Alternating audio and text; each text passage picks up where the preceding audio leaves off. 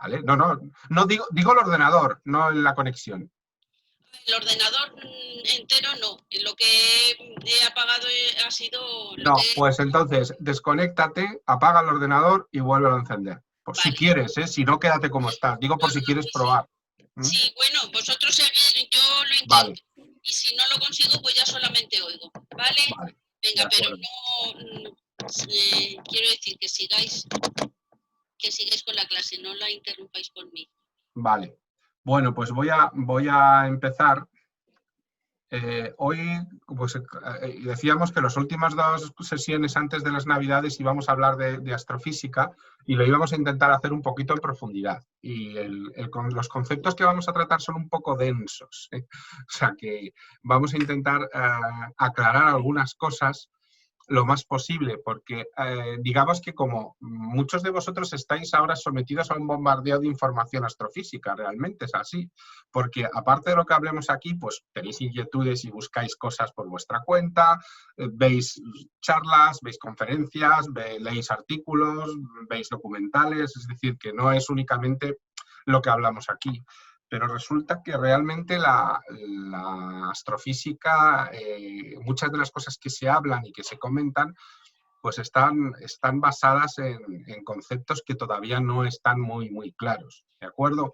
Entonces, lo que voy a intentar no es tanto que aprendáis astrofísica como que saquéis de vuestro entorno ideas que parece que son muy importantes, pero que realmente no lo son tanto, y nos quedemos únicamente con lo importante. Hoy vamos a hablar, por tanto, de las teorías más modernas que tenemos sobre la evolución del universo, vamos a hablar de la geometría propia del universo y, finalmente, vamos a hablar de algo que tiene un nombre muy curioso, que es el lambda CMB, que luego veréis que es un poco la gran teoría que tenemos ahora como para la evolución del universo. En el tema de la geometría, que el otro día Estrella, por la última vez, preguntaba también sobre ese tema y decía que podíamos hablar de ello, veréis que realmente el hecho de que nuestro universo, vamos a hablar del tema, que nuestro universo sea curvo, plano o hiperbólico, no tiene importancia a efectos reales. ¿Por qué? Porque ya sabemos que la geometría no va a influir en su evolución. Hay un elemento mucho más decisivo y mucho más importante, que es la energía oscura, la materia y la energía oscura. Entonces, aunque más o menos tenemos una idea bastante aproximada y bastante clara de cómo puede ser el universo, realmente ya no es tan importante como pensábamos en los 90, que es cuando surge esta teoría, que podía tener tanta influencia. Puede tener influencia únicamente en el tipo de evolución final, pero no habría muchísimas variaciones, pero lo iremos viendo más adelante usando la presentación. Es decir, lo que dice la astrofísica, las últimas aportaciones de la astrofísica, es que la geometría no es tan importante como ese concepto de la energía oscura. ¿Por qué? Veréis, hace más de un siglo, Einstein, cuando estaba desarrollando su teoría general de la relatividad, descubrió que debía haber un agente antigravitatorio, es decir, algo que impulsara a todo el espacio, una vez que Hubble descubrió la expansión del universo, a expandirse de esa manera. Pero la idea no le gustó. No le gustó nada porque le daba la sensación que era contra su propia ciencia, es decir, era como meter ahí una especie de constante cosmológica, ¿no? Como habían hablado antiguamente gente como Newton o hasta el propio Arquímedes, ¿no? Tiene cosas parecidas, y no le gustó y la desechó. De alguna manera tuvo un presentimiento que la ciencia está demostrando que es correcto. Sí que existe un elemento antigravitatorio, es decir, un elemento que hace que nuestro universo se expanda, que sería la energía oscura. Esto implica que la geometría del universo ya no es importante, porque sea como sea su geometría, la fuerza de la expansión creada por la energía oscura siempre va a ser superior a cualquier geometría que tenga el universo. Luego, nuestro universo se expandirá eternamente. ¿Con qué geometría? Da igual, no tiene importancia. Lo más probable es que sea una geometría plana con una pequeña desviación hiperbólica casi inexistente. A todos los efectos podríamos considerarlo como plano. Pues lo que estábamos diciendo, ¿no? Pero no tiene importancia. Es decir, realmente el universo no cambia nada. Si lo ponemos como hiperbólico, lo ponemos como esférico, como quieras ponerlo, no cambiaría absolutamente nada su evolución. Dado que la energía oscura, que es el 70% del universo, es tan poderosa su influencia que evita que cualquier otra variante pueda actuar. El descubrimiento de la materia de la energía oscura... Que por pura y malsana curiosidad femenina, únicamente lo preguntaba. No, pero es interesante porque es un elemento que aparece en los años 90, es decir, que es importante, porque aparece a la vez que aparece la teoría de supercuerdas. El hecho es que las dos formaron una primera opción para una TGU, para una gran teoría de gran unificación.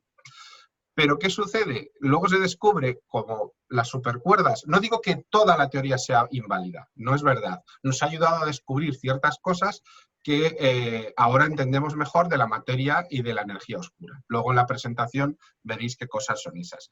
Pero a la vez se descubre que la única importancia que puede tener, o sea, realmente la única importancia que podría tener es que si fuera muy curvo, muy curvo, podría frenar la expansión. Pero evidentemente no es curvo porque sería tan curvo que percibiríamos esa curvatura con mucha facilidad. Y si miramos el universo nos parece plano. Sí que es cierto que luego tenemos datos que muestran que pueda tener una curvatura, pero casi infinitesimal. Y de modo hiperbólico, además, que ni siquiera colaboraría o serviría para hacer frenar la inflación, porque en el modo hiperbólico también se produciría una expansión, pero de unas características un poco más diferentes. ¿Qué nos queda entonces? Saber si será una muerte térmica o una expansión eterna que llegará mucho antes que la propia muerte térmica. Sí, Elena, creo que querías decir algo. Sí, quería preguntar. Es que nunca lo he preguntado, pero en la expansión del universo, ¿la velocidad es constante y la misma para todos los cuerpos? Me imagino que no, pero nunca lo había preguntado. De hecho, va a aparecer en la presentación, veréis que la velocidad depende de la distancia, de la luminosidad, de muchísimos aspectos. Es decir, los objetos más lejanos se están alejando de nosotros a más velocidad. Sí, pero si es un objeto más pequeño, ¿se aleja a una velocidad diferente que si es más grande? No depende del tamaño, depende de la distancia. Es decir, hay una ley, que es la ley de Hubble, que une distancia con la velocidad de alejamiento y se mantienen como una constante. De tal manera que se puede establecer una regla. Si una estrella a lo mejor no, si esta galaxia está a determinada distancia, se va a alejar de nosotros con una velocidad X y la podemos calcular perfectamente. Pero depende fundamentalmente, hay otros factores, pero depende fundamentalmente de la distancia. Hay unos factores de corrección gravitatoria. Si, por ejemplo, la estrella está cerca o en una masa enorme de otras estrellas que pueden tirar un poco en una dirección, puede que su velocidad sí que se aleje de nosotros, pero no al 100% de la velocidad que debería alejarse, porque están tirando gravitatoriamente de ella, ¿vale? Pero básicamente depende de la distancia. Cuanto más lejos esté un objeto de nosotros, más rápido se aleja de nosotros. Y esto es muy importante, ¿eh? Este es un concepto muy importante que tenemos que tener claro, porque en muchos momentos lo que se pensó, de alguna manera, es que lo que estábamos viendo era un trozo del universo sometido a unas determinadas leyes. Pero ahora mismo sabemos que no es así. Quien se está ampliando, quien se está así provocando ese alejamiento es porque el propio universo se está expandiendo. Es decir, de alguna manera no es que se estén alejando de unos de nosotros nos alejamos de ellos y ellos de nosotros, sino que el terreno donde estamos residiendo se está expandiendo de alguna manera. Es como si viviéramos en una parcela con dos casas y de repente la parcela empieza a estirarse en todas las direcciones y las casas de repente se alejan unas de otras, porque la casa no se expande, las estrellas no se expanden, las galaxias no se expanden, los objetos físicos no se expanden. Lo que se está expandiendo es el continuo espacio-temporal. Es una cosa que insistiremos un poco en la presentación. ¿De acuerdo?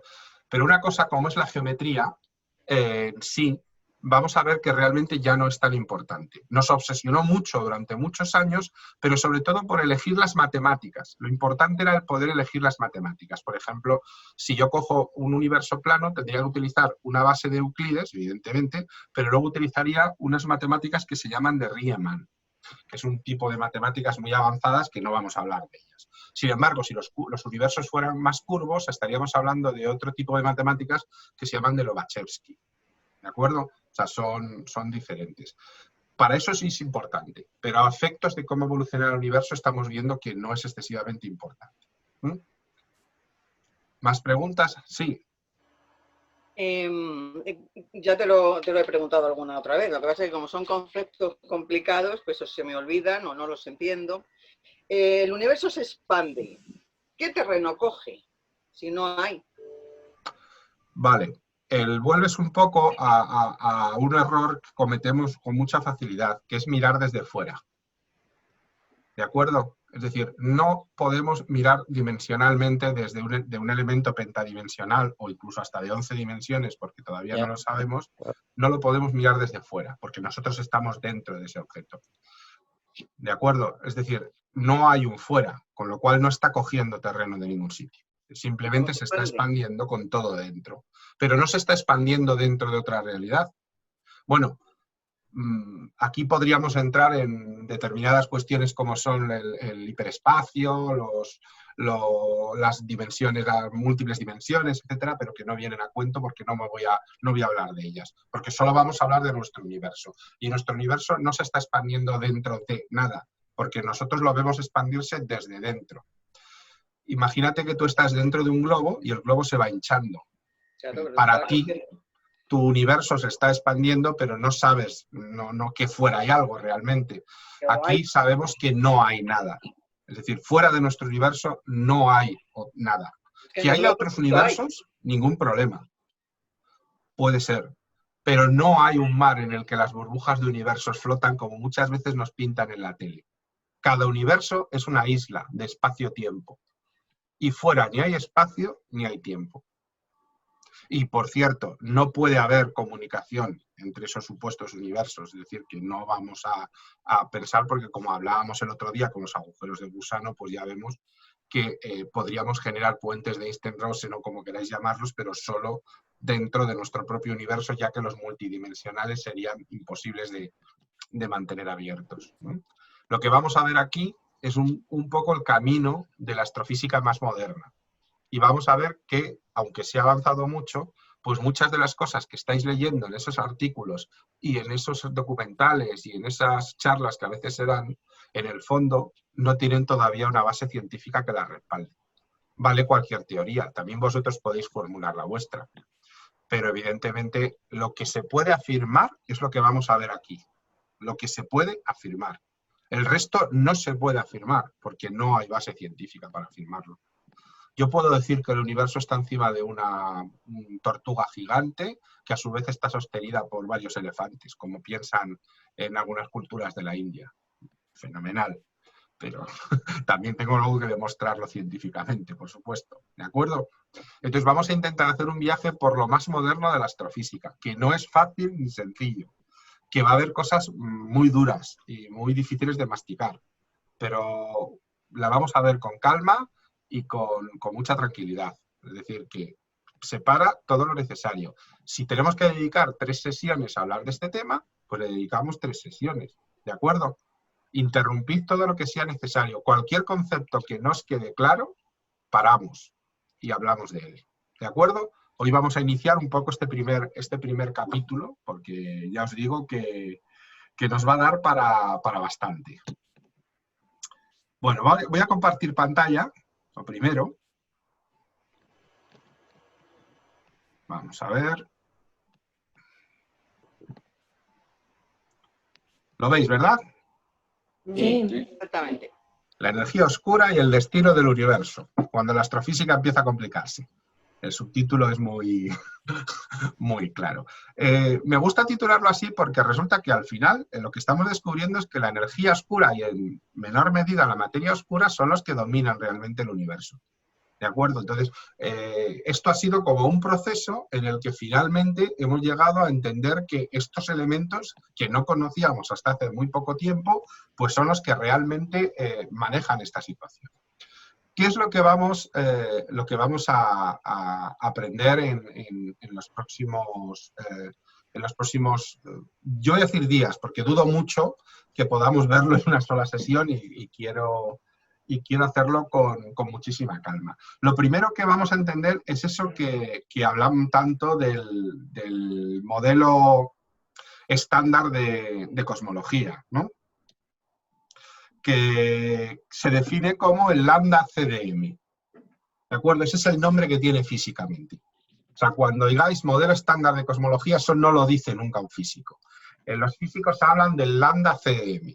Lambda CDM es el último modelo, el modelo más establecido y el que es más coherente con las observaciones. Recordad que lo que hacen los científicos es, por un lado, teorizan y por otro lado, comprueban si lo que teorizan es correcto. Es decir, somos empíricos y a la vez experimentales. ¿De acuerdo? Esa idea filosófica de que la ciencia únicamente es empírica o técnica de que la ciencia únicamente es experimental es errónea. Son las dos cosas porque se necesitan las dos cosas. Pues el único modelo que encaja con lo que estamos viendo en el universo es el lambda CDM. ¿De acuerdo? Vamos a hablar también de los métodos observacionales que nos han llevado a entender este modelo y luego vamos a ver cómo hemos descubierto la energía oscura y cómo sabemos que existe. Vamos a ver un poco de qué se trata, hasta lo que sabemos hoy en día, cuál es la situación actual y cuál sería el futuro del universo según lo que estamos viendo o las teorías que actualmente tenemos. ¿De acuerdo? Bueno, pues el lambda CDM, que es lambda cold dark matter, es decir, algo así como lambda materia oscura fría. ¿De acuerdo? Sería la traducción del inglés. Representa pues, lo que, digamos, más concuerda con el Big Bang por un lado y con lo que observamos ahora. Es decir, todas las demás teorías descarrilan en algún punto. Algunas no contemplan el Big Bang. Otras no contemplan la radiación de fondo que detectamos. Otras no contemplan los agujeros negros. O sea, todas descarrilan en algún punto. Y la única que hasta ahora no ha descarrilado es una que ha cogido lo bueno de todas las demás teorías y que ha comprobado que es real y ha rehecho, utilizando observaciones de agujeros negros y de supernovas y, sobre todo, observando el universo a gran escala. ¿De acuerdo? El error que hemos tenido hasta ahora en todas las observaciones es que mirábamos el universo a pequeña escala, es decir, esta galaxia, esta estrella, este grupo de estrellas, cuando realmente nos hemos dado cuenta que lo que hay que hacer es mirar a gran escala. Me explico. Imaginaos que os piden que defináis España. Y uno que es de Almería la define describiendo Almería. Y dicen, joder, España es un desierto, con perdón por si alguien es de Almería, que sé que no, Almería no solo son desiertos. Si alguien es de Huesca, define el Pirineo. Y dirán, joder, ¿pero qué quedamos? ¿Es un desierto o es una zona montañosa? O si alguien es gallego o andaluz o de donde sea, pues define únicamente su trozo de tierra. Entonces dicen, pues es difícil definir un entorno o un país únicamente por un entorno concreto. Pues hablar del universo intentando investigar solo una pequeña parcela de él es igual de complicada. Tenemos que mirarlo muy, muy a gran escala. Y otra cosa que es importante es entender que el universo no ha sido siempre como lo vemos ahora. ¿De acuerdo? Fijaros, si veis aquí un poco, siento que esté en inglés, pero es que es la mejor imagen que conozco y está en inglés, pero a mí me gusta mucho. Si os fijáis en el inicio, en el Big Bang, que sería en este punto, esto es el tiempo, ¿de acuerdo? Esta flecha se mueve, la actualidad sería este satélite, el VMAP, estaría donde estamos nosotros. Si os dais cuenta, después de la explosión sufre una aceleración muy rápida, ¿de acuerdo? Pero luego tenemos que tener muy en cuenta que realmente durante los 400 primeros millones de años no hay luz en el universo. No hay luz. Nada. Con lo cual no tenemos nada, no nos llega ninguna información de esa época. Porque si no hay luz, no hay ningún tipo de radiación electromagnética, no podemos saber nada de ella. Y no estamos hablando de un segundo después, de 2 segundos después, no, de 400 millones de años. ¿De acuerdo? O sea, que es muy importante. ¿Qué es lo único que nos queda? Los restos de la explosión. Es lo único que ha quedado. ¿Qué es esa radiación de fondo de microondas? Es decir, hay una radiación que existe, miremos a donde miremos en el espacio, que viene de todas partes por igual y que es el resto, el remanente de aquella enorme explosión. Pero no nos llega, solo nos llegan esas microondas, no nos llega ningún tipo de radiación de esos 400 millones de años que tardaron en aparecer las primeras estrellas. Y cuando hablo de tiempo, también hablo de energía. ¿Cuándo había más energía en ese universo? Al principio del todo. ¿Por qué? Porque es la explosión, las explosiones son enormemente energéticas y porque habíamos comprimido toda la existencia en un solo punto. Y por favor, insisto, no miremos desde fuera. Cuando digo la existencia hablo del espacio y el tiempo se habían comprimido o estaban comprimidos en una especie de punto de densidad infinita que explota. Y a partir de ahí la temperatura irá bajando. Es decir, que cuando la temperatura era altísima, la densidad de la materia también era muy alta porque el universo era más pequeño, se producen fenómenos que hoy en día no podemos reproducir. Entonces, ¿qué es lo que hacemos? Pues lo que intentamos hacer es, en laboratorios, generar la mayor energía posible para ver qué pasa. ¿Qué son esos laboratorios? Los aceleradores de partículas. Es decir, ¿qué es un acelerador de partículas? Es como una especie de máquina en la cual intentamos imitar lo que pasó en el Big Bang. Pero es que ni siquiera nos hemos acercado. Es decir, lo máximo que hemos llegado es a 400 millones de años de distancia del Big Bang todavía. No conseguimos producir la energía que había tras ese muro. Todavía no tenemos. De hecho, si tuviéramos que construir un acelerador de partículas que produjera toda esa energía, no nos cabría en el sistema solar. Posiblemente ocuparía un tamaño semejante a la mitad de la galaxia. Para que os hagáis una idea. Es decir, que es muy probable que tampoco podamos hacer eso, salvo que descubramos otras formas de producir ingentes cantidades de energía sin un acelerador de partículas, que todo puede ser, evidentemente. ¿De acuerdo? Ya sabéis que no necesitáis llamar la atención, hablad y punto. Veo que estáis muy de acuerdo conmigo, gracias. Hay que estarlo. Bueno,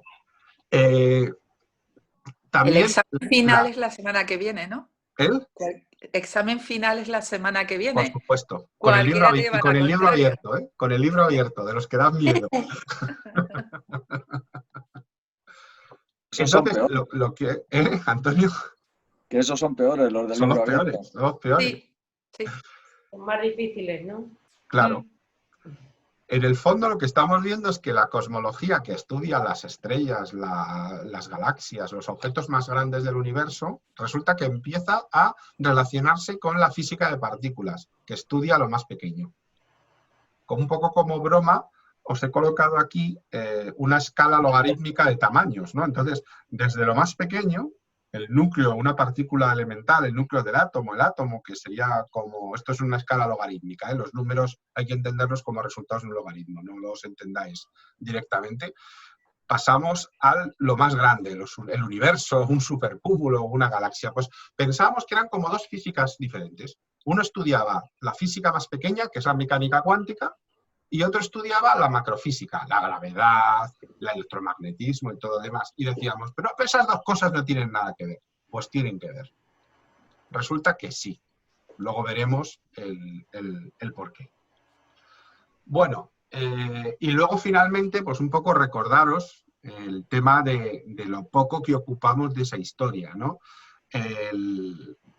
Realmente, si recordáis aquel calendario cósmico que nos proponía Carl Sagan en la primera película, la primera serie de Cosmos, que luego se ha vuelto a usar ahora con Neil deGrasse Tyson, si redujéramos esos 13.700 millones de años a un solo año, ¿de acuerdo? Un año, veríamos que si en el 1 de enero es el Big Bang, realmente nuestro sistema solar solo aparece en septiembre.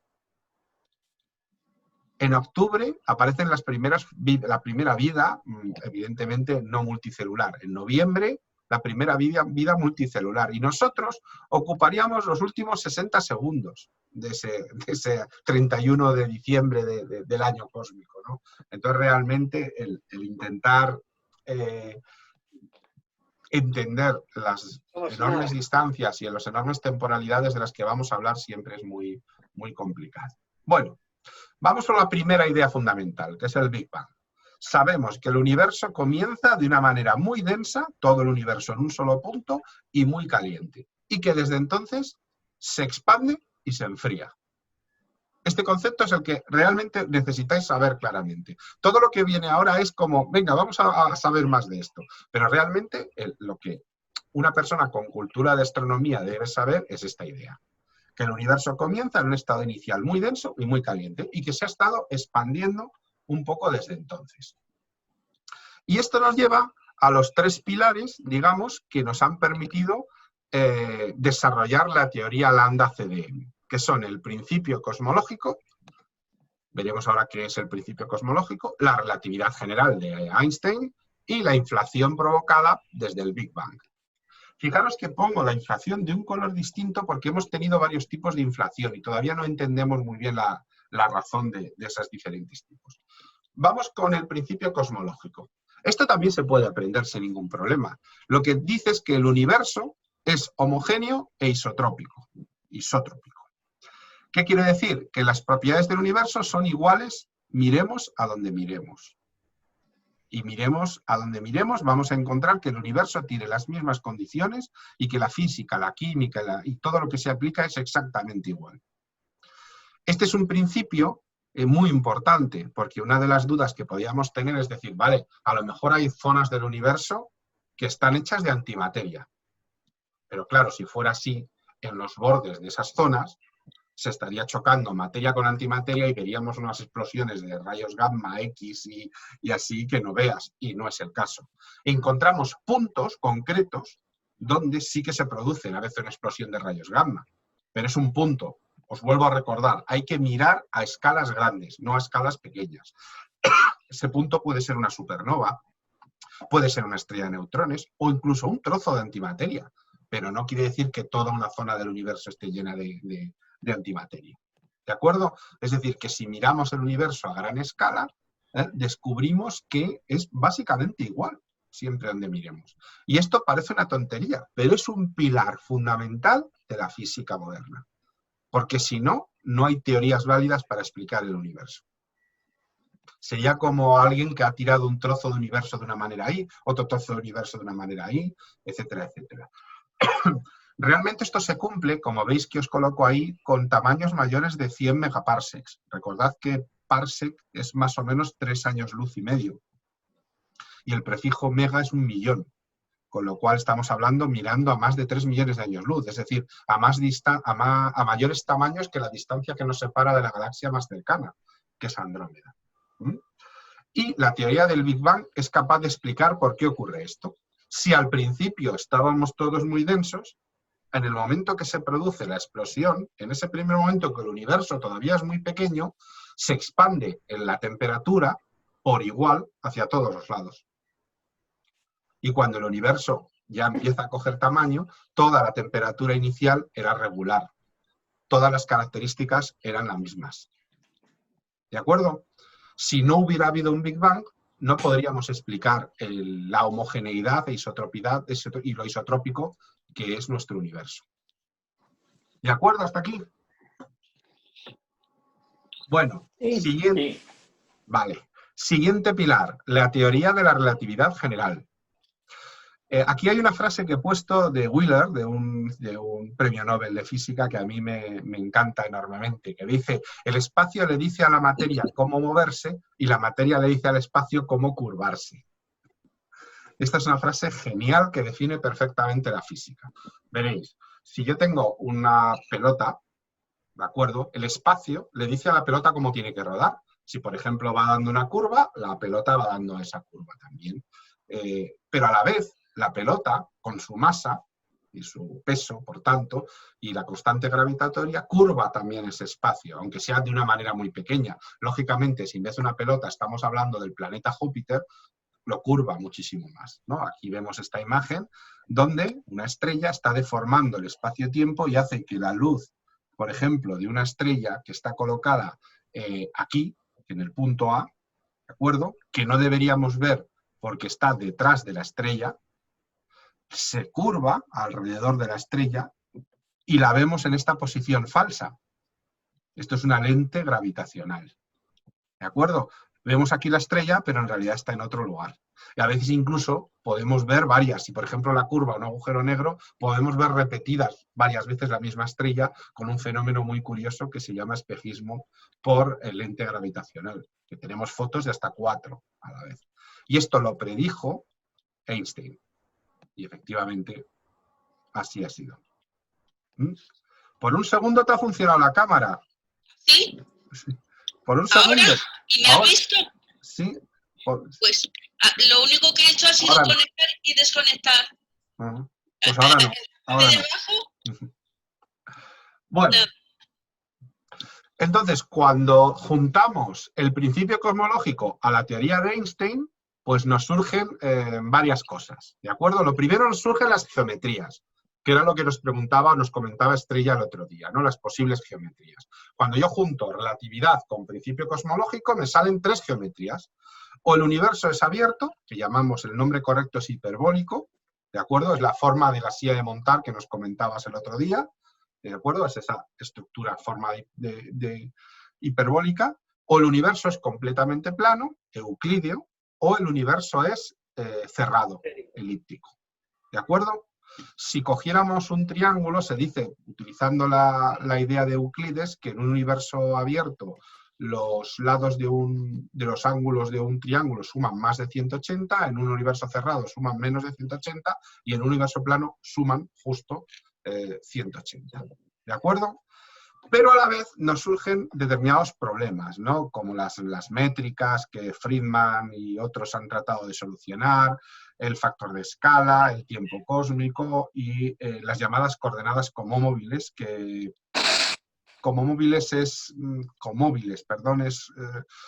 es que de alguna manera el universo debería ser, si es tan homogéneo y isótropo, no debería tener una expansión que a veces se acelera y a veces se desacelera, y sabemos que evidentemente no ha sido así.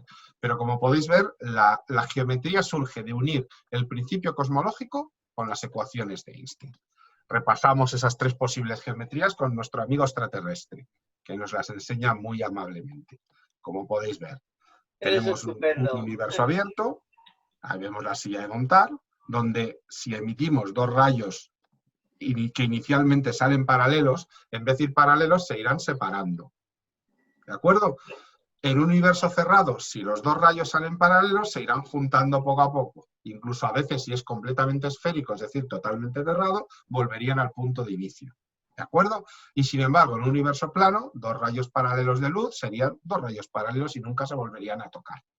¿De acuerdo? ¿Dónde nos situamos nosotros? Fundamentalmente hemos visto, por toda la observación, que es un universo prácticamente plano, pero que si tiene un poco de curvatura sería más bien hacia el universo hiperbólico. Pero a efectos matemáticos es tan poca la curvatura que tiene que lo podemos considerar como plano. ¿De acuerdo? Estas son las 3 posibles geometrías. Bueno. Después de la teoría de la relatividad y de este principio cosmológico, Hubble, que había desarrollado un poquito su parámetro, pues descubrió y sus sucesores pues descubrieron muchísimas constantes que podrían relacionar de alguna manera si el universo, cómo iba a finalizar. Y se trató de desarrollar una especie de tasa de expansión, una constante de expansión a la que llamamos omega.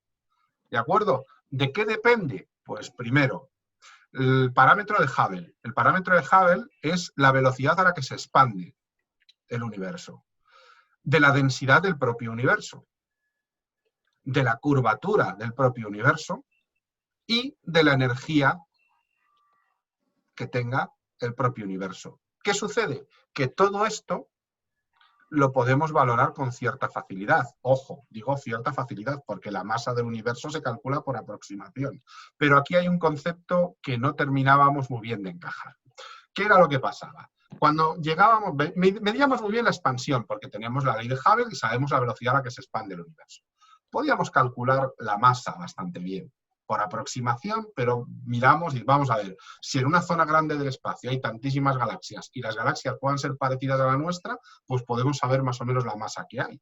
Y digo que la curvatura del universo es casi inexistente. ¿Pero qué sucede? Cuando de repente vemos la interacción gravitatoria que hay, descubrimos que hay mucha interacción gravitatoria, mucha más que la masa que vemos. Es decir, es como si hubiera masas que no vemos, pero que tiran gravitatoriamente del universo. Y esto durante muchos años era un misterio que no terminábamos de entender, porque esto fue durante casi 40 años. Se teorizaban muchas cosas y de aquí surgió el famoso concepto de la materia y luego energía oscura. Bueno, un inciso. Cuando miramos a luces de galaxias muy lejanas, las vemos desplazadas al rojo, ¿de acuerdo? Porque lo que hacen es que aumenta la longitud de onda de la luz que nos llega. La luz de esas estrellas no era roja donde se emitía. Sería amarilla, azul, del color que fuera la estrella. Pero lo que sucede es que al alejarse a tantísima velocidad se mueve hacia el lado rojo del espectro. ¿De acuerdo? Y ese es lo que llamamos desplazamiento al rojo, o redshift, como dicen los físicos. Los físicos no suelen decir desplazamiento al rojo, lo llaman redshift. Aquí tenemos, por ejemplo, algunos datos de galaxias vistas y su desplazamiento al rojo. ¿Os dais cuenta? Este sería la longitud de onda de la luz roja en las diferentes galaxias.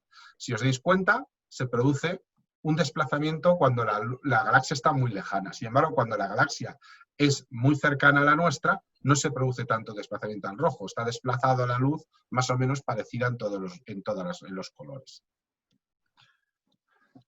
Bueno, también podemos calcular la distancia por iluminosidad, el diámetro angular, son reglas que se utilizan muchísimo para entender esto. Bueno, ¿qué tipo de explosión fue ese Big Bang? Bueno, lo primero vamos a decir lo que no es y después lo que es, ¿de acuerdo? Porque a mí este gráfico que está en inglés, pero a mí me gusta mucho para explicarlo. Primer error. El Big Bang fue como una bomba que explota en un lugar determinado en un espacio vacío. No. No es eso. ¿De acuerdo? No estaba en un espacio vacío. Lo que explota es el propio espacio. ¿De acuerdo? Es decir, el espacio en sí se expande explotando y no hay un centro de la explosión. Es a la vez en todas partes. La densidad y la presión es la misma en todas partes. Luego no había ninguna diferencia. En una explosión... Ese todas partes ese todas partes es un mili nada, ¿no? No podemos saber el tamaño. Podría a lo mejor tener un tamaño de miles de años luz. ¿Por qué no sabemos ese tamaño? Porque para saber el tamaño tendríamos que mirar desde fuera. Con lo cual, lo lógico es suponer que era enormemente pequeño. Estoy contigo, pero no lo sabemos a ciencia segura. Por lo menos lo suficientemente pequeño para que suceda eso que comentas. Si fuera muy grande no se hubiera transmitido el calor y la temperatura igual a todas partes, porque la velocidad de la luz es un límite. O sea, tendría que tener como mucho, ser más pequeño que un año luz para que se pueda producir ese efecto. Y probablemente fuera muy pequeño, a lo mejor del orden del tamaño de un átomo.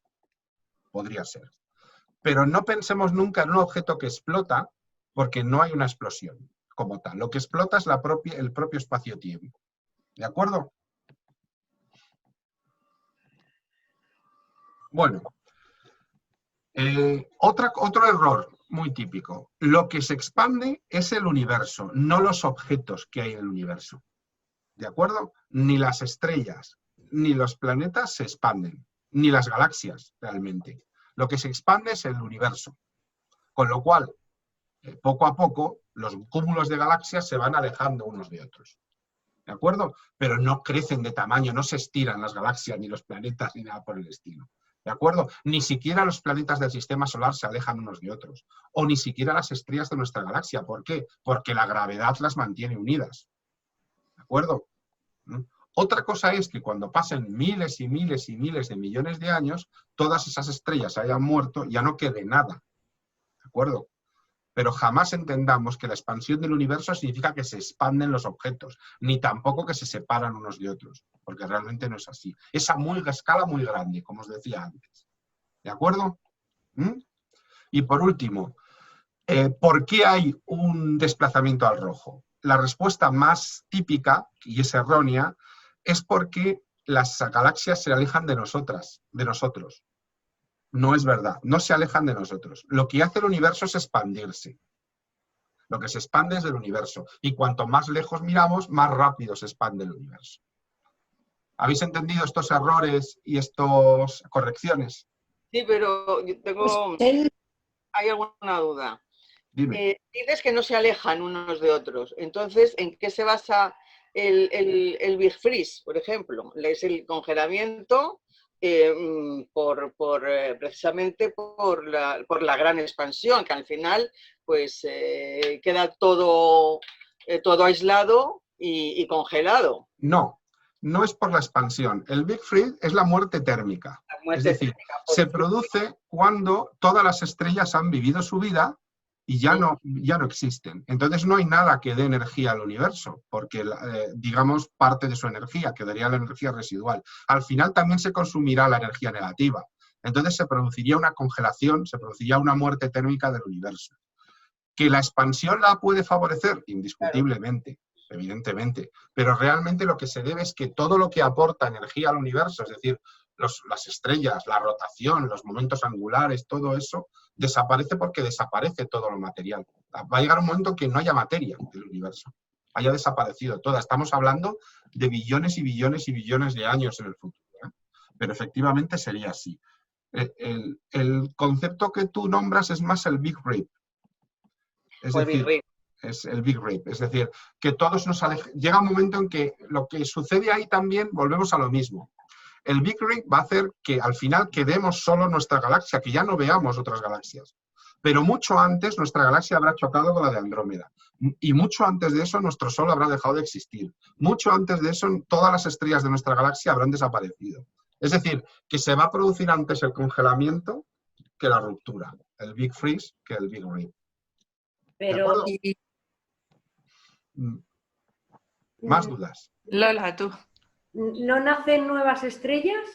Sí, pero el material no es infinito. Va a llegar un momento en que el gas que quede residual, que al fin y al cabo se produjo fundamentalmente desde el Big Bang, y lo que expulsan las supernovas no sea suficiente. Tú ten en cuenta que lo que hacen es reciclar lo que expulsan las estrellas que mueren, pero parte de su energía, de su materia se ha perdido en energía, en luz, en calor, ¿de acuerdo? Es como si yo tengo 100 kilos, pero cada vez que existo pierdo 10. Pues después de 10 existencias ya no hay más. Ya. Hay un límite. Es decir, la suma de la energía no es infinita, ni de la materia en el universo. Con lo cual llegará un momento que ya no se formarán más y empezaremos a perder estrellas y galaxias, claro. De todas formas, esto hay como una especie de ordenamiento histórico, ¿no? Porque lo que estás diciendo es, al final, la expansión es tan gigantesca que ya ha desaparecido, digamos, cualquier vecindario. Pero, sin embargo, previamente ha muerto. Es decir, que porque las estrellas se han agotado, porque los agujeros negros se han comido lo que han pillado en su camino. Total, que cuando lleguemos a ese final, realmente es que el universo como tal, como, digamos, no sé si llamar vivos a todos estos sistemas planetarios, a las estrellas y tal, ya ha desaparecido previamente, ¿no? Son como fases diferentes. Se puede decir claramente, no sería compatible con la vida. El concepto de vida se basa en vamos a decirlo con una palabra que puede ser un poco sorprendente, pero es parasitar energía. Es decir, un ser vivo necesita parasitar energía para existir. Las plantas lo hacen directamente a la luz del sol. Nosotros lo hacemos mediante el alimento y la respiración. Es decir, necesitamos utilizar fuentes de energía que no creamos nosotros. Si no hay ningún tipo de fuente de energía, si el universo térmicamente está muerto, no puede haber ningún tipo de consumo de energía tampoco. Sería intentar encender una luz cuando se han ido los plomos, de alguna manera, ¿no? Entonces, efectivamente, no sería. Y de hecho, eso es lo que algunos consideran que el Big Freeze y el Big Rip, ya sean combinados o no, podría ser un concepto cíclico de existencia del universo. Es decir, con un universo muerto térmicamente, se podrían dar las circunstancias de vacío absoluto o cercano al absoluto buenas para que se repitiera un fenómeno como el Big Bang, que ahora mismo no se repite porque no hay las condiciones necesarias. Esa es una teoría que ahora tampoco quiero poner encima de la mesa porque no está demostrada y es pura ficción. Pero tal vez lo que estemos son existencias que una vez que muere el universo previo, se producen las condiciones adecuadas para que nazca el nuevo mediante una fluctuación cuántica del vacío, que es más o menos lo que se considera que pudo generar ese Big Bang. ¿De acuerdo? ¿Más cuestiones? Has dicho una fluctuación Cuántica del vacío. cuántica del vacío. Y Sí, sabemos que en el vacío se generan aparentemente de la nada parejas de partículas. Esto se debe a un fenómeno relacionado con los quarks. ¿De acuerdo? Entonces normalmente es una partícula con una antipartícula que aparentemente aparecen de la nada. Pero cuando hay mucha materia, interaccionan tan rápido que la fluctuación cuántica desaparece. O se desintegra la partícula, o choca con otra, o se incorpora a otro átomo, o lo que sea. Pero imaginaros que no hubiera nada, porque el universo se ha ido. Esa fluctuación cuántica podría sobrevivir y generar más fluctuaciones y provocar una explosión parecida a la del Big Bang. ¿De acuerdo? Pero insisto que esta es una teoría, que no la toméis como algo...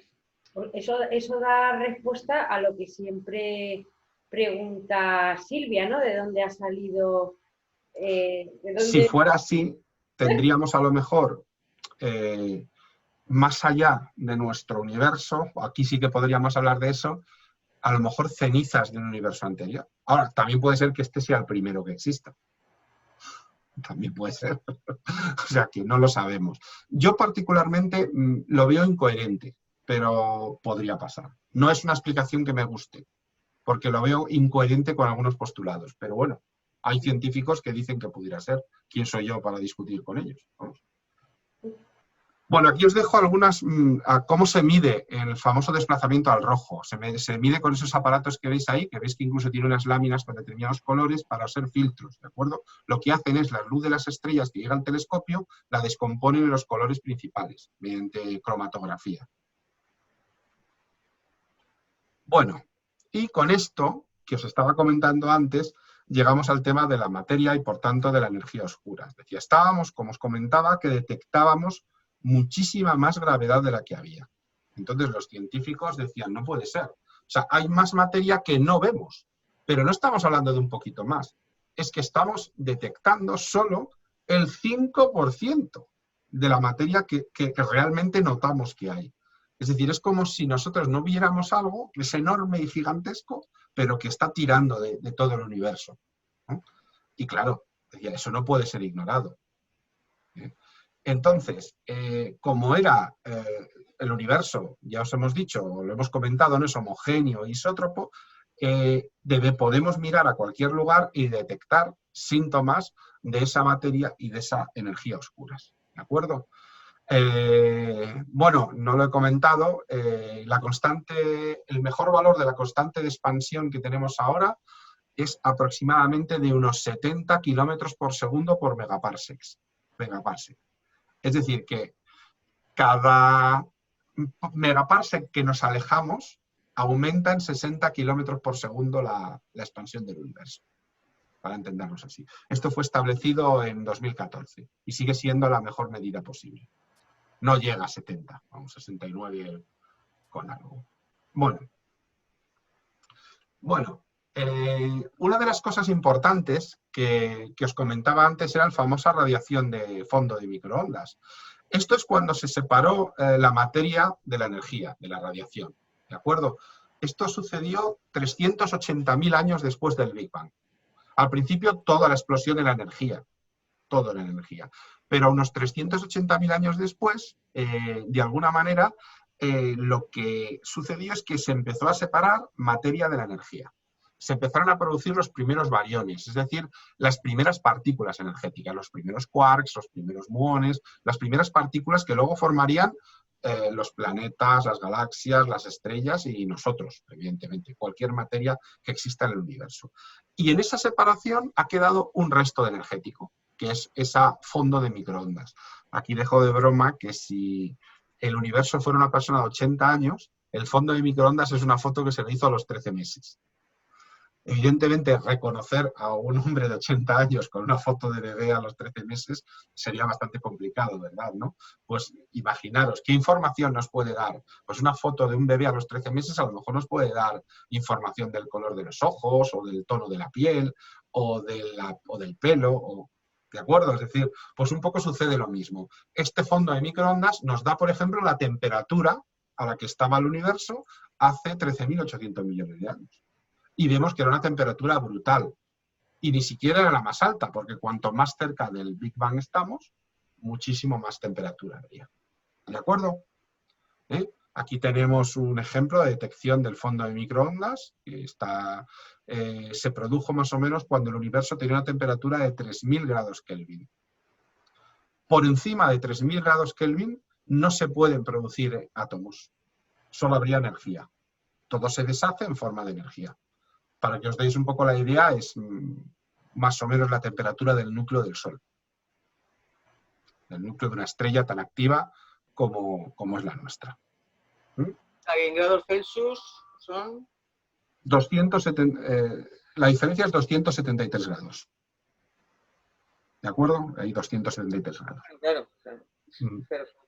El otro tema que también podemos ver es que si cogemos ese ritmo de enfriamiento y lo comparamos con el que había predicho la teoría del Big Bang, descubrimos que es exactamente el mismo. Lo que habían predicho los físicos teóricos matemáticamente, que iba a ser la temperatura de esa radiación de fondo, se descubrió exactamente cuando se descubrió la radiación de fondo. Creo que ya os he contado alguna vez que esto lo hicieron Penzias y Wilson, que eran dos científicos que no trabajaban para nada de astronomía.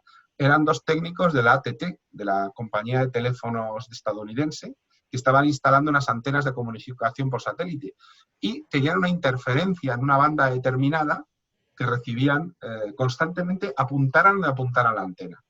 Y no sabían lo que era y preguntaron a una universidad, a la Universidad de Cornell, y allí les dijeron que un científico anteriormente, Jamsky, había predicho que podría pasar eso. Y entonces, pues, se descubrió de esta manera. La mayor ironía de todos es que recibieron el premio Nobel de Física, cuando no tenían absolutamente nada. Pero bueno, pues son los descubridores de la radiación de fondo, ¿no? Y bueno, lo que os comentaba, que la geometría del universo a efectos reales es euclidia. Aunque tenga un poco de curvatura, vamos a considerarlo como si fuera plana, ¿de acuerdo? Entonces, toda la observación y toda la teoría en el lambda CDM encajan perfectamente, con lo cual ya sabemos que el camino correcto de la física para predecir el futuro del universo es esta lambda CDM y que su acople con los datos experimentales es maravilloso, encaja perfectísimamente. Y voy a parar aquí, voy a dejar para que ahora hagamos una serie de preguntas. Luego, si nos da tiempo, seguimos. Es que no quiero abrumaros con un montón de cosas. O sea, yo lo que quiero simplemente es dejar claro el nombre, por ejemplo, de lambda CDM, ¿no? Para que lo tengamos claro, que esa es la teoría fundamental de la expansión del universo, y los pilares en los que se basan. ¿De acuerdo? Principio cosmológico, la teoría de la relatividad de Einstein y, por supuesto, la inflación, que luego es la parte que vendríamos ahora un poco a hablar más adelante. Venga, preguntas. Ojo, esto es mucho decir. Tiene que haber preguntas. Es que es un poquito espeso, ¿eh? Sí, es difícil.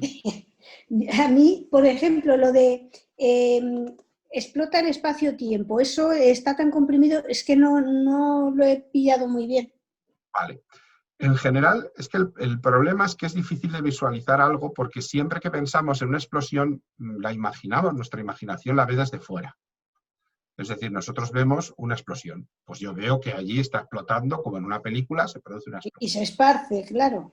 Nosotros lo vemos como que se esparce. Sí. Ahora imagínate que tú fueras parte de la explosión. Es decir, un elemento de la explosión, una llama, lo que quieras. Pues de alguna manera es como tenemos que visualizarlo. Es decir, no había una posibilidad de mirarlo desde fuera, sino que toda la existencia era parte de esa explosión. No había un fuera. Entonces, para algo que estuviera dentro de la explosión, se inicia la expansión y no puede percibir absolutamente nada fuera porque no hay un fuera, ¿no? De alguna manera el universo se expande de esa manera. Esto me lo puedo aprender de memoria, y como de hecho lo sé, pero entenderlo de verdad, ¿tú lo entiendes, Santiago? Pero yo creo que una de las cosas que cuando estudias física, una de las cosas que es de primero de carrera es que no seamos tridimensionales. Es decir, uno de los mayores errores que tenemos es que siempre pensamos que la propia existencia de todo es tridimensional, que yo puedo mirar un objeto desde cualquier posición y realmente no es así. También nos enseñan de alguna manera desde pequeños que conceptos como el espacio y el tiempo son absolutos. Esto se debe mucho también a la influencia que han tenido siempre los estudios de humanidades. Es decir, ahí es inevitable que no se relativicen cosas que percibimos de una manera tan absoluta. Es decir, nosotros nacemos en el pasado, vivimos en el presente y vamos hacia el futuro, por ejemplo. Pensamos que el universo tiene 3 dimensiones porque puedo moverme hacia arriba, hacia la izquierda, hacia adelante, hacia atrás, etcétera, etcétera. Pero realmente hay muchas más dimensiones, pero no las percibimos porque están replegadas cuánticamente. El tiempo lo percibimos de esa manera, pero no tiene por qué ser siempre así. Hoy en día sabemos que las velocidades son relativas al objeto con el que te comparas. Hoy sabemos que los efectos cuánticos son fundamentales para la existencia de la realidad. Y de pruebas que tenemos ordenadores, móviles, naves espaciales, que funcionan con esos conceptos. El gran problema que hay es que es muy difícil entender algo que realmente necesita una base muy matemática. Por eso yo, siempre que alguien me pregunta esto, le digo, es que realmente la única posibilidad que tienes es entender que tú no puedes ver un objeto, que no puedes moverte fuera del espacio-tiempo. Entonces no puedes observar el Big Bang y el universo desde fuera, como esa galaxia que yo tengo ahí detrás y que estoy viendo, no si me giro. No la veo si me giro, es una broma. Entonces, yo estoy dentro de esa galaxia, estoy dentro de ese universo y formo parte de él. Con lo cual no hay un fuera. Y no podemos pensar en un fuera. Porque lo que se expande es el mismo espacio y el mismo tiempo. Cuando me dice alguien, pero entonces, ¿en qué se expanden? No se expanden en nada. No hay algo después de esto. Simplemente crece el espacio-tiempo. Lo que te digo, no lo podemos aprender de memoria, pero entenderlo... Pero vamos a ver, cuando el señor Albert intuyó un montón de cosas y para estar a la altura de este señor habría que comer mucho, del señor Albert Einstein, él intuyó un montón de cosas que de alguna manera no las verificó matemáticamente y nada, él las intuyó. Entonces, yo creo que muchas cosas de estas, lo de la velocidad de la luz, que es inalcanzable. Pues hombre, eso como tú dices, te lo puedes aprender y tal, pero pensar que como el señor seamos capaces de ver qué es eso, pues es un poco más difícil. Sí, pero insisto que tiene que ver mucho, efectivamente, con el cómo observamos nosotros el universo. Es decir, que nosotros pensamos que nuestra realidad es como una realidad general y queremos proyectar esa forma de ver la realidad a comprender el universo, cuando son dos cosas que no son iguales en absoluto. Pretendemos ver el universo como vemos un objeto, y observarlo, y mirarlo, y girarlo, y planteártelo. Entonces, es abandonar esa idea y pensar que yo formo parte de ese universo en expansión y que, por lo tanto, no puedo verlo como algo desde fuera. Y coincido contigo que muchas cosas no las entendemos, no se entienden todavía. Es decir, que... Claro, las entendía el señor las enunció, se han demostrado matemáticamente con el paso del tiempo, pero él las entendía, pero nosotros a lo mejor pues se nos escapa un poco, ¿no? No, y los físicos modernos trabajan con estos conceptos sin ningún problema. Es decir, no tiene ningún problema. Pero el problema lo tenemos nosotros. Es decir, porque lo que utilizamos es una visualización tridimensional de objetos que no son tridimensionales. Si me permitís la comparación, es decir, es como explicarles a una persona el concepto de profundidad dibujando en 2 dimensiones. La única opción que tenéis es la perspectiva. Es decir, dibujar en perspectiva, pero es una aproximación solo. Pues luego no lo podemos entender. Podemos manejarlo, podemos saberlo matemáticamente, pero no podemos entenderlo porque no lo conocemos. Es un... ¿Pero qué quieres decir con entenderlo? ¿Eh? ¿Por qué quieres decir con entenderlo? Pues porque si tú coges una piedra y la tiras, tú sabes que se va a caer. Pero tú no sabes que si emites una luz, eso no va, esa velocidad, no, o sea, eso no te lo puedes tú imaginar, que esa velocidad no puede ser alcanzable por ninguna otra cosa. ¿Entiendes? Claro, Hay pero cosas que con nosotros hay una sentidos. ecuación muy sencilla Claro, matemática que te demuestra eso. Es sí, decir, sí, que son las transformadas de Lorenz. que Es sí, decir, sí, sí. o sea, quiere decir que el problema de entenderlo, aquí ya lo juntáis a un problema de conocimientos que yo tampoco creo que es importante que entréis. Es decir, no se pretende que estudiéis físicas.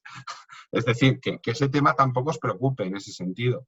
Es decir, naturalmente, que puede haber conceptos que puedan escapar al conocimiento o al entenderlo, pero se deben a lo mejor a que no hay una base lo suficientemente grande porque no se ha estudiado. Pero es que además no es un problema de estudios básicos, es un problema de estudios superiores. Es decir, ¿que la velocidad de la luz es un absoluto? Sí, y la ciencia lo ha demostrado, no hay ningún problema. Sí, sí. ¿Que Pero la expansión del universo existe? También. Lo que pasa es que si queremos ver el razonamiento que hay detrás matemático que lo demuestra, ahí hay que meterse en un berenjenal de narices, claro.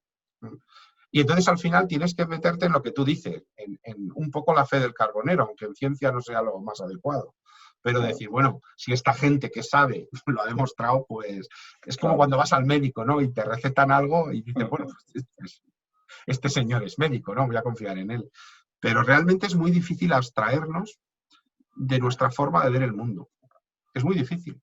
Es muy difícil. Lo que Claro, pues pasa es a lo que, mejor es lo que eran capaces de hacer esta gente que entendía estas cosas. Sin duda, sin duda. Eso estoy, Claro. vamos, seguro. Es decir, todos los grandes físicos y grandes científicos de la historia eran gente que miraba el mundo diferente al resto de las personas. Claro. Sin duda. Eran extraterrestres. No creo, porque hay muchos casos, ¿eh? Hay muchos Claro. casos. pero que digo que nos pasa lo mismo, es decir, lo que no podemos captar de forma sensorial, que puede ser lo muy grande o lo muy pequeño, es al final algo que te crees en plan axioma o en plan dogma de fe, porque sí, hay unos señores que lo han demostrado, la velocidad de la luz, la expansión del universo, y tú confías en ellos en cierta Claro, forma, pero pero vamos a ver. claro, a ver. Hay un fenómeno que distingue el dogma de Sí, la claro, ciencia, la que es continua que tú crítica. puedes repetir la formación y el experimento que han hecho y remedarlo de alguna manera, como dicen en Galicia, y al repetirlo entender lo que es así. Es Ya, decir, lo que pasa es que la repetición de ese experimento está al alcance, obviamente, de muy poquita gente. pero Es de- no está prohibido ni es imposible. Es No, decir, no, por supuesto, claro. por Pero en el supuesto. dogma de fe es que tú te tienes que creer una cosa en la cual no hay demostración más que la palabra de la persona. Y si tú intentas hacer un experimento, te dices que no hay ningún experimento. O sea, Pero hay algún axioma que se parece muchísimo al dogma de fe. Es decir, que hay alguna ley por ahí, tipo la velocidad de la luz, nada puede ir más rápido que la velocidad de la luz. pero La bueno, vuelta a decir eso es Merkel, esta demostrable. Y además, eso no es un necesitáis axioma. estudiar físicas, ¿eh? Es una ecuación vulgar y corriente. O sea, que ese ejemplo no os preocupéis porque se puede explicar y no habría ningún Y problema. la velocidad de inflación no va a superar nunca la de la luz. No. De hecho, lo tenemos claro. O sea, el tope está ahí. Pero sí que es verdad que cuando tú quieres demostrar un axioma, es un axioma precisamente porque está demostrado y es falsable. Esa es la diferencia entre la ciencia y la fe.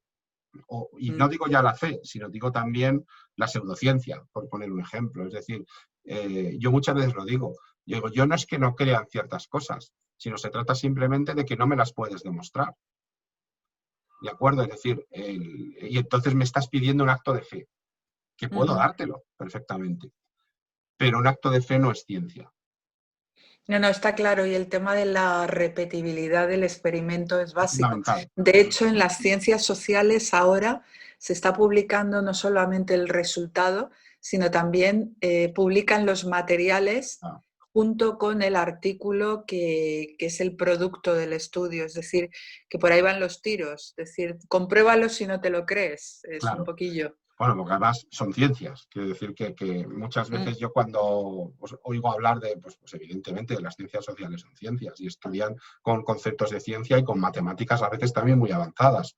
La estadística, donde nace realmente con un uso más profesional y más avanzado que ahí, por poner un ejemplo. La econometría es brutal. la Yo economía. veo unos libros que digo, Dios, ¿en qué De hecho, ahora escriben estamos esto? viendo que muchísimas empresas quieren para trabajar en cuestiones económicas a matemáticos y físicos, porque Sí, les sí. interesan determinados perfiles que dominan muy bien, de predictivos, de repetición de elementos, de captar esquemas que se repiten y que muchas veces no se perciben con facilidad. Entonces, si el problema es que no, digamos, va a utilizar una expresión que utilizaba mi padre cuando me explicaba una cosa, no te entra en la cabeza, decía. Ay, sí. El problema es que tenemos todas nuestras limitaciones, es inevitable. Entonces llega un momento en que dices, vale, me lo tengo que creer por lo como dice Elena, pues porque hay unas personas y hay unos experimentos que se pueden repetir y que es así, pero yo no tengo la capacidad para entender lo que hay detrás. Puedo entenderlo, como dice Estrella, y aceptarlo como tal y digamos, hacerlo mío. Pero evidentemente no es un acto de fe. Pero no me entra en la cabeza. Ya, pero entre el no me entra en la cabeza, a ver, acto de fe no hablo de religión, No, sino, no. vale, me lo cuentas y me lo creo, pero yo no puedo, no alcanzo hasta ahí. Mi formación es totalmente de letras. Mi problema no es que no me lo crea o que no tenga esa formación, evidentemente que no la tengo matemática para llegar a esos resultados. Yo creo que yo me pongo a estudiar, llego a ese nivel y lo puedo demostrar matemáticamente, pero me seguiría sin entrar en la cabeza. Para nada. Puedo operar con ello, puedo demostrar. No tendrías ningún problema. Nadie lo ha tenido nunca en ese sentido. Es decir, cualquier científico que ha trabajado y ha estudiado y ha estado en esto, es muy fácil, porque ellos llegan a un momento que dicen, vale, yo tengo mi teoría y tengo mi parte experimental. Y cuando veo que encajan, evidentemente es que la propuesta es correcta. Y evidentemente que la acepto y la entiendo perfectamente. O sea, el problema está en que tú puedes ser una cosa que no entiendas porque no tienes conocimientos a lo mejor para poder entender la matemática que hay detrás y no la aceptes por eso porque no te entra. Pero en el momento que tú lo tienes, vaya que sí te entra, porque dices, todas con explicaciones diferentes, todas no encajan. Todas las demás no encajan. Y sin embargo, esta sí. Creo que es un tema de lenguaje, ¿no? El lenguaje está relacionado con la capacidad del cerebro para entender y expresar. Si tú dominas ese lenguaje matemático, evidentemente ya tienes esa capacidad de comprensión. Como no es mi caso, estoy muy lejos de eso. O sea, uno de los problemas que yo siempre tengo cuando pienso o preparo una de estos encuentros que tenemos, y mucho más cuando lo hacemos online, que es más complicado todavía si cabe, es el tema del lenguaje de la ciencia, que son las matemáticas. Es decir, hay muchísimas partes de ese lenguaje que son altamente complicadas. Es decir, yo no puedo poner aquí una ecuación diferencial. Pero el tuyo tiene un valor, vamos. Y entonces, claro, pues hablar de partículas sin ecuaciones diferenciales, el simple hecho de explicar la teoría hablar de la teoría cosmológica y no estar hablando aquí, por ejemplo, de las probabilidades de cada partícula de estar en una posición en otra, ¿no? De la mecánica cuántica, en el fondo, porque exige unas matemáticas muy densas por detrás, es muy complicado. Pero muchas veces para que le digo a la gente esto, digo, vuestros ordenadores o vuestros teléfonos móviles o el sistema GPS que utilizáis, utilizan eso, utilizan la teoría de la relatividad de Einstein, utilizan la mecánica cuántica. Si no, no funcionarían. Para que os deis cuenta de que es un hecho tangible que podéis tocar, ¿no? Y, recuerdo una frase que me gustaba mucho de Arthur C. Clarke, que decía siempre, dice, tú puedes llamar a un electricista para que te cambie una bombilla, pero no es necesario que ese electricista entienda cómo se genera electricidad en una central nuclear. No es necesario. La electricidad existe, aunque él no entienda cómo se genera dentro de un fusor o un reactor de fisión, ¿no? O sea, que realmente existe igual. Entonces, la expansión del universo existe, aunque nosotros no podamos visualizarla bien, porque no tenemos la base lingüística, en este caso matemática, para poder hacerla. ¿La expansión del universo es por el Big Bang? Sí. Aunque hay un fenómeno que vamos a ver el próximo día, que es la energía oscura, que a veces la puede acelerar. Es, digamos, una fuerza contra la gravedad. La gravedad siempre atrae, pues la energía oscura empuja hacia afuera. Y es lo que ha hecho entender un poco estos fenómenos tan de velocidades que a veces variaban. Como si el universo a veces acelerara y otras veces expandiera, pero a menos velocidad. Pues no tiene una velocidad constante. No tiene una velocidad constante, no, porque va aumentando. ¿No tiene un aumento constante? Por megaparsec, sí. Pero ahora, en nuestras observaciones ahora. En 2 segundos después del Big Bang no sabemos qué velocidad tendría de expansión. Eso no lo podemos saber. Desgraciadamente no podemos, como dijiste tú el otro día, el viaje en el tiempo, no podemos ir ahí a verlo, porque sería fantástico para poder solucionar ese problema. Pero no podemos. Es decir, tenemos un muro enorme, que es los 400 millones de años que marcan la aparición de la luz. Por detrás de ahí no hay información. O sea, nada. Absolutamente nada. Por eso no podemos ir al Big Bang, porque no vemos, no hay luz. No habría luz para ver nada. No hay luz, ese es el problema. No solo los 400 años esos, ¿no? Porque si suponemos que la información va a venir o va a viajar a la velocidad de la luz, hay información que se puede haber producido que todavía no haya llegado. ¿No? ¿Correcto? No, no es... sí y no. A ver, te cuento. Eso es una cosa que no tenemos muy clara de alguna manera. Hablamos de que podría existir un muro observacional, ¿no? Donde objetos muy lejanos nos ha llegado su luz. Pero si el universo tiene 13.800 millones de años, sí que de alguna manera, digamos por tamaño, debería habernos llegado toda la información. Es decir, que las primeras estrellas ya las hubiéramos recibido su luz, de alguna manera, porque se hicieron 400 millones de años después. O sea, que no se ha hecho tan grande el universo. No, pero sí, de hace 13.000 es más fácil pensar que puede haber llegado. Lo que no puede haber llegado es lo que ha ocurrido posteriormente, porque claro, no ha transcurrido el tiempo suficiente bueno, claro, a esa velocidad. Claro, pero eso nada. lo único que influiría es que pues, a lo mejor una estrella haya muerto y nosotros todavía la veamos brillando, evidentemente, claro, por supuesto. Digo desde el punto de vista general de la cosmología y de la edad del universo. No sí, solo porque lo de la estrella que ves... Pero no detectamos ningún objeto a más de 13.800 millones, a más de 13.400 millones de años. Porque sabemos que no puede haber otro objeto. Y sin embargo, esa es la frontera que tenemos observacional. Y sabemos que no puede haber nada porque antes de eso no había estrellas. Sí, no, pero si hacia ese lado está claro. Es hacia el otro lado, o sea, hacia cosas más cercanas, donde es más improbable donde es más probable que pueda haber cosas que no hayan llegado porque como no se ha podido sobrepasar la velocidad de la luz. Claro, pero aunque realmente sea así, el fenómeno más raro, o sea, quiero decir que vale. Vamos, llegados al extremo, el universo podría haber desaparecido. Claro. Pero no desaparecería de golpe. Y no nos hemos dado cuenta porque tenemos, por ejemplo, lo mismo que una estrella que estamos viendo y ya no está. Exacto. Pero si fuera así, habría determinadas cuestiones que detectaríamos mucho antes. Por ejemplo, las interacciones gravitatorias se autoajustan con mucha rapidez. Si desaparecieran de golpe millones de estrellas, notaríamos primero lo que llamamos la ola gravitacional, el frente de ondas gravitacionales que nos llegaría por esa desaparición. Pero empezado a llegarnos, ¿eh? Han empezado. Sí, pero son de agujeros negros, son de fenómenos que conocemos. Pero sí, o sea, efectos reales podrían desaparecer la mitad de la galaxia y no nos enteraríamos como muy pronto a los 4 años por ser la estrella más cercana que tenemos, que es Alfa Centauri, claro, evidentemente. Si asumimos todas estas cosas que no entendemos, pero que suponemos que son así, pues... Claro. Escribe que estaba intentando hacer una pregunta, pues que ya no la vemos ni la oímos, ya.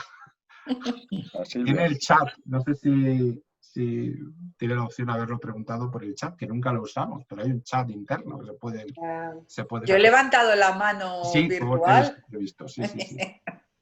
Bueno, pero fundamentalmente estos conceptos tan duros de astrofísica tan avanzada, porque encima ni siquiera me he ido a la base, hemos ido al techo, a lo último de lo último. O sea, repaso un poco los conceptos. Recordad un poco el lambda CMD, que es la gran teoría de expansión del universo.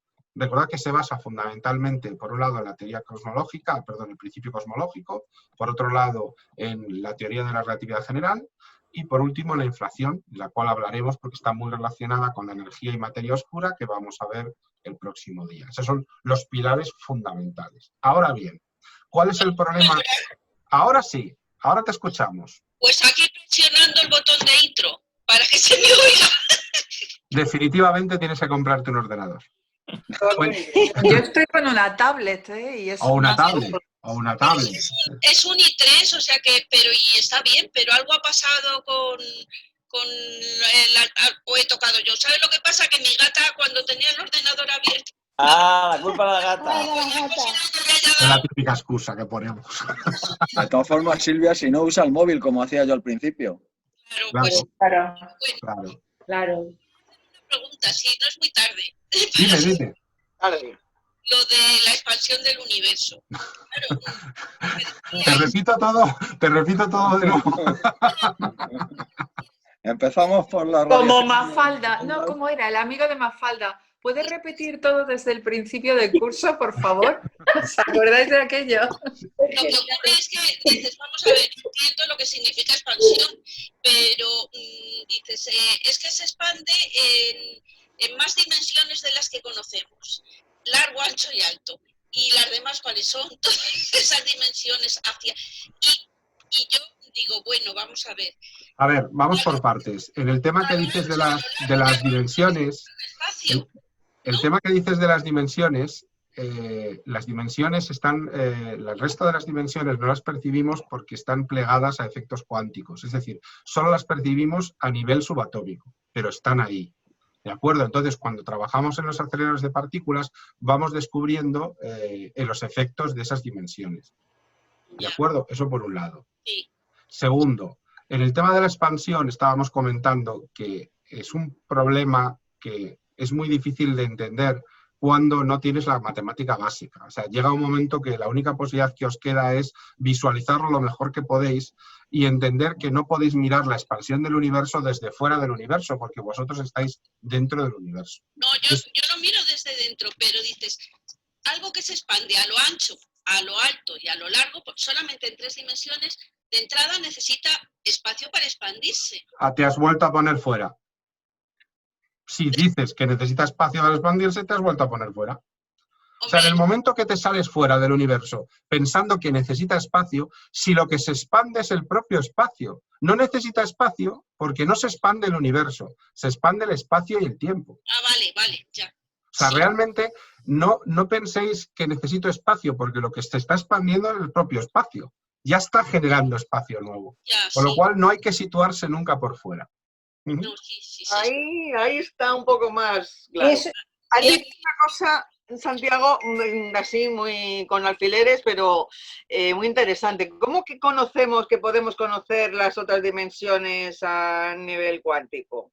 A nivel cuántico conocemos sus efectos, es decir, los efectos que se producen por esas dimensiones. Ujú. ¿Y lo podríamos entender un día, si nos explicas algo? Uy, la mecánica cuántica, si yo la entendiera bien, no estaría dando aquí una charla, te lo puedo asegurar. Pero vamos, podemos hablar de mecánica cuántica, la odio, ¿eh? O sea, reconozco que soy antimecánica cuántica absoluta porque me duele la cabeza, pero sí, pues, un día, si queréis que hablemos de mecánica cuántica, hablamos de mecánica cuántica. Pero, a ver, lo único que os debe quedar claro cuando hablemos de partículas y subatómicas y por lo tanto de mecánica cuántica es que esa imagen que tenéis del átomo con las bolitas dando vueltas alrededor del núcleo, la tenéis que borrar de vuestras mentes. Hay que hablar de probabilidades. Es todo probabilidad. No podemos saber dónde está el electrón dando vueltas. Podemos saber dónde más fácilmente esté. Pero aquí es donde el principio de incertidumbre se aplica, no en la vida real, que no se puede conocer la posición y la velocidad de un objeto. En la vida real, más o menos, pues si un coche va a 100 por hora, pues va a 100 por hora. Pero en realidad es un concepto que dices, vamos a ver, eso quiere decir que va de A a B en una hora, que están separados 100 kilómetros. Luego no sé la velocidad en un punto, sé la velocidad media entre 2 puntos. Es como se calcula la velocidad del coche. Si yo quiero la velocidad instantánea en un punto concreto, la velocidad es 0, porque el coche está parado a efectos físicos. ¿Os dais cuenta? No se puede saber a la vez la velocidad o la posición. O sé la posición o sé la velocidad. Y en el caso de las partículas subatómicas es simplemente una ecuación que llamamos probabilística. Es decir, aquí hay un 73% de posibilidades de que haya un electrón, o aquí hay un 1, por lo más seguro que esté donde el 73, pero aproximadamente. Y encima, solo pueden estar en determinadas órbitas, no, en otras no, están excluidas. Bueno, hay una serie de conceptos bastante densos. Pero eso nos ha permitido desde desintegrar el átomo, o fusionarlo, o producir elementos electrónicos tan pequeños que caben en un teléfono móvil, o que nuestros GPS funcionen correctamente con la desviación, o entender cómo funciona una estrella. Todas esas cosas. Y la prueba es que es real porque ahora lo podemos explicar y podemos predecirlo y fabricar cosas que lo utilizan. ¿De acuerdo? Y sí, lo que no sabemos todavía muy bien es el número de dimensiones. Todavía hay discusión ahí. Todavía hay cierta discusión. 9, 11, todavía hay una cierta discusión. Pero efectos macrofísicos, es decir, de la vida real, no os preocupéis que no vais a desaparecer en un lío dimensional. O sea, hay 3 dimensiones y una temporal. O sea, punto. Y encima las conocemos perfectamente. Pero es que hay muchas partículas subatómicas. Entonces, es que es un follón tremendo. Pues que al final no sabes cuando interactúan, qué es lo que hacen, qué es lo que no, aparecen, desaparecen. Bueno, pues si os sirve un poquito de ayuda, el próximo día, porque hoy no nos da tiempo, pero el próximo día mirad lo que hay.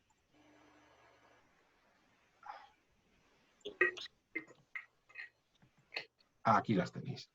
Estos son realmente los tipos de partículas que hay, es decir, son 16. Pero realmente, de todas estas, nosotros solo tenemos interés en 3. ¿De acuerdo? Como podéis ver, están coloreadas con 2 colores, 3 colores. ¿De acuerdo? Las que tenéis en verde son las que generan la materia. ¿De acuerdo? De alguna manera, para entendernos. Las que están coloreadas en violeta son los quarks, que constituyen las partículas fundamentales para construir los fotones, ¿de acuerdo? Y de otras partículas. Y las que están en azul son las que crean las fuerzas. Fotón, gluón, fuerza débil y la otra de fuerza débil. ¿De acuerdo? Aquí nos falta una, el gravitón, que no lo hemos descubierto todavía. Sería la 17. Y con eso cerraríamos las partículas que existen.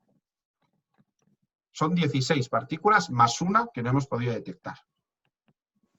¿De acuerdo? En el cerebro costumbrista que tenemos, ¿las suponemos corpusculares o no? Podéis, sí. Muy buena, afectos, vale, bien, sí. Lo único que tenéis en cuenta que las verdes, ¿de acuerdo? Por decirlo de alguna manera, forman la base de lo que luego es la materia y la energía. ¿De acuerdo? Las violetas, según se combinan, forman otros componentes también de la materia y de la energía. Pero depende de la combinación, ¿de acuerdo? Y las azules hacen las fuerzas con las que interacciona la materia y la energía, es decir, la electricidad, el magnetismo, las fuerzas nucleares y la gravedad. Y luego están los campos, ¿de acuerdo? Que eso no son partículas. Por ejemplo, tenemos el campo de Higgs, por ejemplo, que lo provoca un bosón, y etcétera, etcétera. Pero realmente el número de partículas es 16 más 1.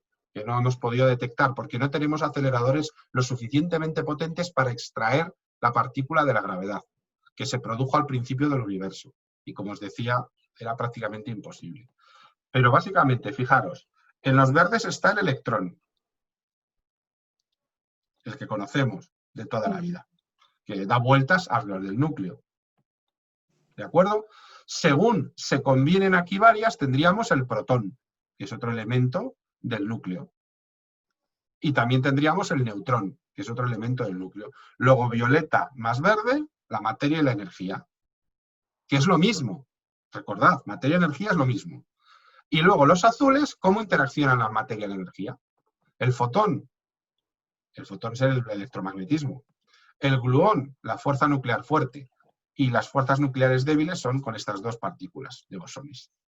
¿Qué nos queda aquí? La gravedad. Es la única que no hemos podido detectar hasta ahora. Gravitón. El gravitón, efectivamente. Me tengo que marchar, que son las 7. Lo mismo aquí. Quedan muchas puertas abiertas. Pero no os preocupéis que lo iremos que lo iremos desgranando poco a poco, ¿de acuerdo? El viernes que viene tenemos Sí. charla, sí. Sí. Si no te pones verde, hay charla, ¿no? Ya veis que estoy muy bien y que de momento ni tengo superpoderes ni nada. Yo estoy aquí, me he tenido que quitar la barba, lo único que me ha molestado, Claro. pero ya me la estoy dejando otra vez. O sea que, ¿Pero te dejan dejártela otra vez? sí, ¿Por qué no? solo son los 2 días primeros. Ah, porque no sé si puede haber una reacción así más a Sí, largo hay plazo. casos de marcas de la piel. Bueno, chicos, besos. Hasta la semana que viene. Chao. Bueno, lo mismo, ya aprovecho y un saludo a todos. Continuamos la semana que viene este camino tan complicado. Intentaremos hacerlo lo mejor posible. A ver si ¿Vale? se me ve el próximo día. A ver si se te ve. Bueno, Vale. Buen fin de semana. Igual Buen para fin todos. de... Igual para todos, sí. Adiós. hasta luego.